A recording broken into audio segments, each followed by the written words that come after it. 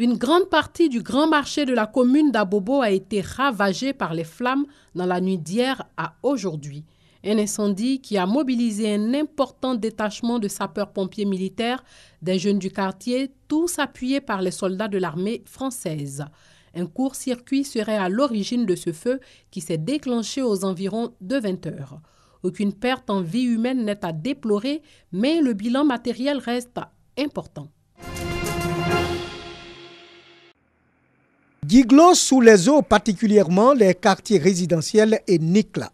Le comité départemental de lutte contre les épidémies et les risques sanitaires, composé de chefs de services administratifs et parapublics en conclave.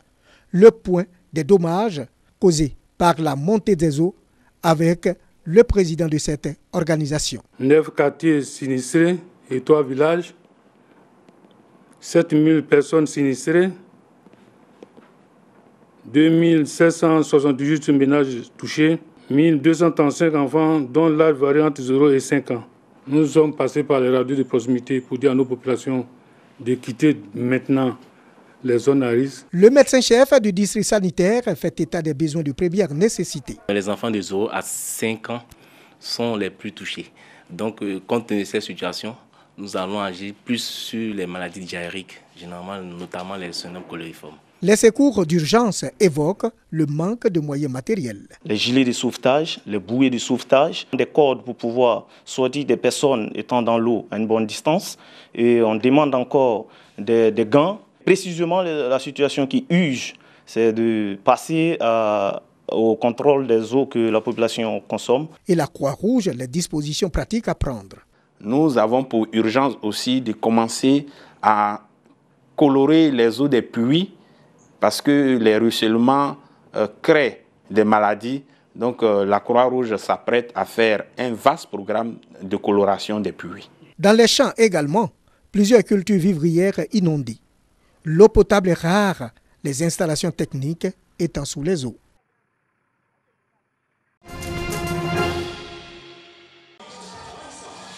Au nombre des cadeaux que la Miss Côte d'Ivoire 2017 devait recevoir après sa victoire, figurait en bonne place une voiture. C'est désormais chose faite. Elle vient de la recevoir des mains du partenaire. Je suis très heureuse, la voiture est vraiment magnifique et je promets d'en prendre soin et de donner le meilleur de moi-même pendant mon mandat. Le président du comité Miss Côte d'Ivoire, commissaire et le partenaire sont heureux du respect des engagements pris dans le cadre de leur partenariat. Je suis très satisfait. Ce soir, elle vient de recevoir son véhicule, vous avez vu les clés, et elle va repartir tout à l'heure avec son véhicule. Un partenariat avec la Miss Côte d'Ivoire de ce nouveau modèle, ça nous fait un plaisir que la Miss, qui est l'ambassadrice de notre pays, puisse rouler dans ce véhicule. C'est le 3 juin dernier que Mandiali Agbani a été élue Miss Côte d'Ivoire. La reine de la beauté ivoirienne va garder sa couronne pendant 1 an.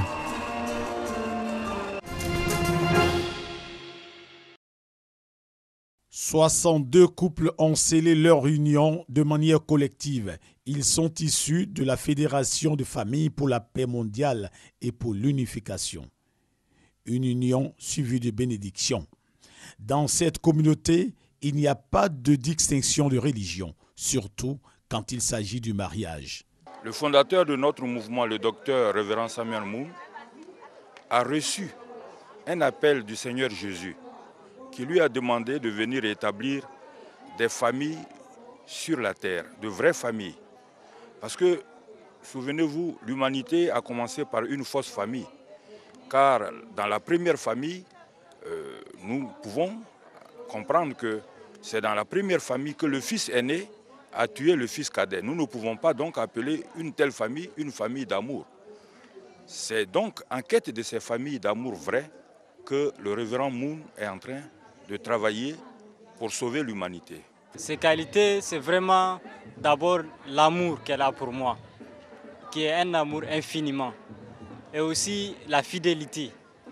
C'est également aussi ce que le fondateur, le révérend Moum, a toujours mis en avant, c'est-à-dire de dépasser toutes les barrières.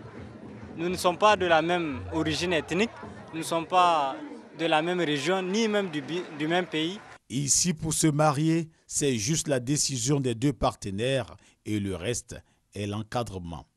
Voici seulement une semaine que ces nouveaux mariés se sont connus, mais ils viennent de s'unir. On va s'adapter, voilà. Bien vrai qu'on ne s'est pas connus depuis un bon moment, mais je pense qu'on va s'adapter et puis à la longue, les choses vont aller d'elles-mêmes, tout naturellement.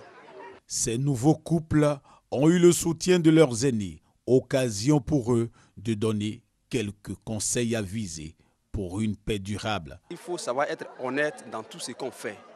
Quand tu poses un acte et que tu sais que tu n'as pas raison, quand l'autre parle, il faut être honnête, il faut savoir se taire, il faut savoir se maîtriser. Quand il y a des gens, alors tu te calmes. Même quand il n'y a pas quelqu'un, alors il faut savoir donner la raison à celui qui a la raison.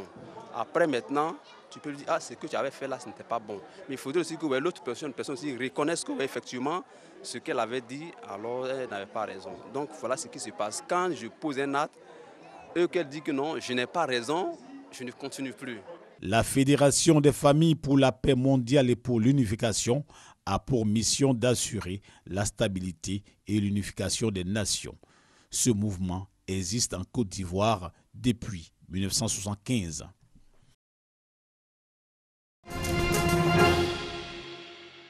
Que se passe-t-il en Birmanie? Depuis le 25 août, près de 400 000 Rohingyas se sont réfugiés au Bangladesh pour fuir les violences en Birmanie. La minorité musulmane est la cible d'une répression de l'armée birmane en réponse à plusieurs attaques menées par les rebelles de l'armée du salut des Rohingyas de l'Arakan à l'encontre de postes de police. Les affrontements auraient jusqu'ici provoqué la mort de 500 personnes selon l'armée, alors que l'ONU avance le chiffre d'au moins 1000 décès. Qui sont les Rohingyas? Les Rohingyas sont une minorité musulmane de Birmanie vivant dans l'état de l'Arakan, l'un des états les plus pauvres du pays.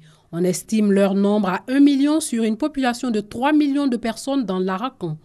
Pour les Arakanais et la majorité des Birmans, les Rohingyas sont des migrants illégaux désignés par le terme bengalis. Qu'est-ce que la Birmanie reproche aux Rohingyas? La Birmanie leur refuse la citoyenneté car la loi birmane sur la nationalité de 1982 spécifie que seuls les groupes ethniques pouvant faire la preuve de leur présence sur le territoire avant 1823, date de la première guerre anglo-birmane, peuvent obtenir la nationalité birmane. Les représentants des Rohingyas assurent qu'ils étaient là-bas bien avant cette date, mais les Birmans les considèrent comme des Bangladais en faisant la plus importante population apatride du monde. Pourquoi cette flambée de violence? En octobre dernier, l'armée a lancé une grande opération après l'attaque de postes aux frontières par des hommes armés dans le nord de l'État Rakhine. Accusant les forces de sécurité de multiples exactions, des dizaines de milliers de civils avaient fui leur village. Le scénario se répète depuis fin août de façon décuplée. Les attaques à l'origine de l'opération de l'armée ont été revendiquées par l'Arakan Rohingya Salvation Army, un groupe qui a émergé récemment face à l'absence d'avancée sur le dossier par le gouvernement birman. Pourquoi Aung San Suu Kyi ne fait-elle rien pour protéger les Rohingyas? Elle a promis de sortir de son silence mardi prochain lors d'un grand discours, un exercice qui s'annonce périlleux pour l'ex-icône de la démocratie qui incarne les espoirs de tout un peuple bâillonné plus de 50 ans par une dictature militaire. Aung San Suu Kyi doit en effet composer avec l'armée birmane qui est toute puissante dans la région et reste politiquement incontournable puisqu'elle détient un quart des sièges au Parlement via des députés non élus et dirige 3 ministères d'importance, la défense, les frontières et l'intérieur. Pourquoi parle-t-on de crise humanitaire? Les Nations Unies considèrent que la campagne de répression de l'armée birmane au Rakhine pourrait s'assimiler à une épuration ethnique. Pour la branche de l'Union européenne en charge de l'humanitaire, 12 000 civils bouddhistes de l'ethnie Rakhine ont également été déplacés à cause des combats. Selon un rapport de Human Rights Watch qui vient confirmer celui d'Amnesty International, 62 villages ont été incendiés de façon intentionnelle par l'armée birmane. Que fait la communauté internationale? À la demande du Royaume-Uni et de la Suède, le Conseil de sécurité de l'ONU s'est réuni mercredi 13 septembre pour évoquer ce dossier malgré la résistance de la Chine, principal partenaire économique de la Birmanie. À l'issue de cette réunion à huis clos, le Conseil de sécurité a réclamé des pas immédiats de la part du gouvernement birman pour faire cesser une violence excessive. Mardi, Pékin a réitéré son soutien à la Birmanie et aux efforts des autorités birmanes pour préserver la stabilité dans l'ouest du pays.